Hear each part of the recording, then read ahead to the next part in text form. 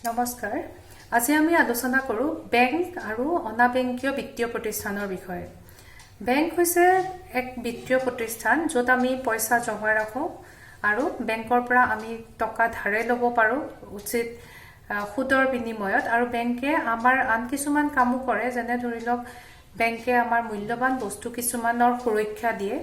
বেংকে অৰ্থনৈতিকতা আৰু সুস্থিৰতা বজাই ৰখাৰ ক্ষেত্ৰতো পদক্ষেপ গ্ৰহণ কৰে এই বেংক বহুত ধৰণৰ আছে আমি কেন্দ্ৰীয় বেংক আছে বাণিজ্যিক বেংক আছে আৰু আঞ্চলিক গ্ৰাম্য বেংক আছে আৰু এনে কিছুমান বিত্তীয় প্ৰতিষ্ঠানো আছে যিবোৰত নামটো বেংক হয় কিন্তু বেংকৰ সকলোবোৰ কাৰ্যকলাপ সেই বিত্তীয় প্ৰতিষ্ঠানবোৰে সমাধান নকৰে আমি এই প্ৰতিটো ভাগৰ ক্ষেত্ৰত বহলাই আলোচনা কৰিম কিন্তু আজি আমি অকল মাত্ৰ সংজ্ঞাকেইটা আলোচনা কৰিছো যিবোৰ বিত্তীয় প্ৰতিষ্ঠান বেংকৰ নিচিনাই কিন্তু বেংকৰ সকলোবোৰ কামকাজ তেওঁলোকে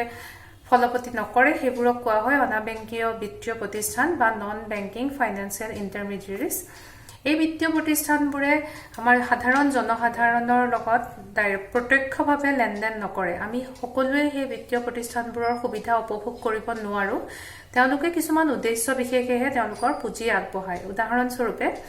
ভাৰতীয় ঔদ্যোগিক বিকাশ বেংকৰ কথা ক'ব পাৰো IDBI যেটো industrial development bank of India এই আমি যদি কোনোবা এটা উদ্যোগৰ ক্ষেত্ৰত চিন্তা কৰিছো বা আগবাঢ়িব লৈছো উদ্যোগ গঠনৰ ক্ষেত্ৰত তেতিয়া আমি এই বেংকৰ সহায় ল'ব পাৰো হেদৰে নাবাৰ্ড ৰাষ্ট্ৰীয় কৃষি আৰু গ্ৰামোন্নয়ন বেংক আমি এই কৃষিৰ ক্ষেত্ৰত উন্নতিৰ ক্ষেত্ৰতো নাবাৰ্ডে সহায় কৰে এটা বিশেষ উদ্দেশ্য আগত ৰাখি এই বেংকবোৰ গঠন কৰা হয় যিবোৰ ফাইনেন্সিয়েল